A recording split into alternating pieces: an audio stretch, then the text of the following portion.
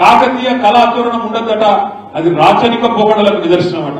ఇక రేవంత్ రెడ్డి తెలియబెట్టిందంటే ఒక దిక్కేమో కాకతీయ తోరణం ఉండద్దంటాడు, ఇంకో దిక్కేమో చార్మినార్ ఉండద్దంటాడు, ఇంకో దిక్కేమో జయ జయ హే తెలంగాణ జననీ జయ కేతనం అనే పాటను రాష్ట్ర గీతంగా పెడుతున్నా అని చెప్పి శాసనసభలో చెప్పిండు. కానీ అదే పాటలు ఏమో దొరికేనా, జననీ జయ కేతనం అన్న పాటలో జయ జయ హే తెలంగాణ జననీ జయ కేతనం అనే పాటలోనే ఉంటది. గోలుకొండ నవాబుల గొప్ప వెలుగే చార్మినారు, కాకతీయ కళాప్రభల కాంతిరేఖ రామప్ప అని అదే పాటలు ఉంటుంది. గుప్పు మేస్త్రిగా తెలియదు, గుప్పు మేస్త్రికి తెలియదు ఏదైనా పాట వాడితేనా ఉద్యమంలో పాల్గొంటేనా, అది తెలియదు ఇది తెలియదు, ఎవడో రాసించే చదువుడు మాత్రం తెలుసు.